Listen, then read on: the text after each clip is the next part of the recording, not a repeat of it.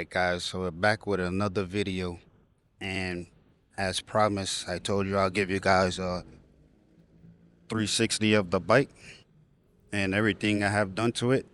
I think it's like 90% complete. I don't really have much left to do on it, but I'll go ahead and start with the front. So I got this windscreen. It's pretty much like stock, but just tinted. So same size, everything just tinted. Then I did these like dark gray bolts, kind of blends in. And then with the windscreen, I'm using this mount. So I put everything in the description, but I'm using this mount so that way I can have my mirrors down here rather than on the handlebar. And then I can also mount something up here, which I will have my 360 camera mounted here. And I think that's pretty dope. I actually like it here because I like to keep the handlebar nice and like clean. Then I have this cover here for the switch. Your switches is which controls your dash. So I did that cover. Like I said, I'll put everything in the description. And then also for the front, I have these icon LED signals. So they're like daytime running lights and sequential turn signals. So when you're riding, they stay on like that, and then you use your turn signals or whatever.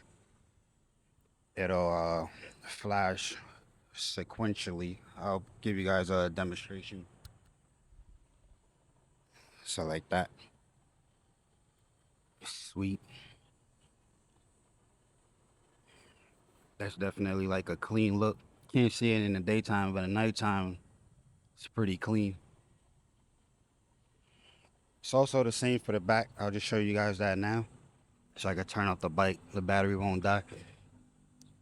So you have your daytime running lights, the red on the top, and then your signals in the back on the bottom. And I got my seat prompt because of my helmet. I didn't want to hold the helmet. So I'll go ahead and turn the bike off.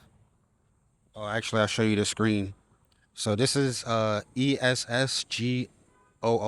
I pronounce it ESGO. It's both Android and Android Auto and Apple CarPlay. No issues. It's hardwired by USB-C.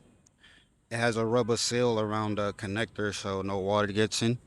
I actually just washed the bike and I left it there and no issues, so no problems with that. Also, what we got in the front? My MDL switch. I put it here and I put it sideways so I don't see it because I don't use it often, so it's like sitting sideways, not in the way of my handlebars. Just a nice little clean setup. I feel like the handlebar looks so much better with less stuff on it. So even with the screen, I might change it, put it somewhere else. But for now, I just got it there. Also using Motovlog handlebar risers, you can see here. I'm not too sure if it made a difference. I think the difference comes in like the position of your handlebar. So if you loosen that, you can push your handlebar forward or backwards. I think that would make a better difference rather than just the risers. So if I wanted to loosen the bolts, I can push the handlebar. So instead of being like right here, sorry, I got one hand on the camera, one hand holding the mic because I forgot the clip at home. But instead of the handlebar being right here, if you just loosen those four bolts, you can actually rotate it so it'll be like more up there, more forward or more backwards. But yeah, and then speaking of the handlebar, as you can see, the caps are black. So stock, they're silver. I changed the caps to black. Just give it a more cleaner look. And I think that's about it for the front. I'll show you guys the MDL and the crash cage. Oh, looking at this crash cage, it actually got some rust going there. It's not good. I'm gonna have to buy a new one. But I did the MDL. I think they are Senlo, I want to say X1. Like I said, I'll put everything in the description, but I got for low beam yellow, high beam white, and then low beam yellow, high beam white. That's how I did my setup. A lot of people do it the opposite, but I like yellow for low beam. So I also did this sticker here, just something simple. You give it like a little red, a little pop of red. Then next we have the seat. It's a racing seat. I got it here local. I did a video of what shop I went to, and I just did a swap pretty much. The seat's comfortable for me. I like it better than the stock one because I don't like slide forward or whatever. But then also we have the foot cover. So this would just be open, and I put this little black cover over it. Pretty cheap on Shopee. Like I said, all the links will be in the description. Exhaust is still stock. I did a tire hugger. I'm not sure what this blue stuff is on the frame, but it's been here since I bought the bike. Nothing is leaking or anything.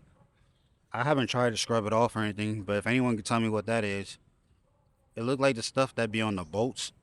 You know how when they mark your bolts for like warranty or whatever? That's what it looks like. Doesn't smell like coolant or anything. Maybe it is coolant, I don't know. I don't know what colors the coolant. The bike is brand new, so haven't dealt with any coolant yet. I also did this splash guard, I guess you can call it. It's so small, but I just wanted that little pop of red because it matches the cap. Only reason I did that. And then, like I said, the tire hugger. Nice tire hugger. Exhaust is still stock. Rear fender is still stock. The icon LEDs, they're tinted. So when they're off, they're tinted. Which is pretty cool. And I think that's pretty much it. I did the kickstand. The kickstand shoe, I guess you can call it. And that's pretty much it. The only thing left I want to do is change this cover to black. Other than that, I think the bike is complete. It's just a short video because I've been promising you guys this forever. But yeah, this is my Honda ADV.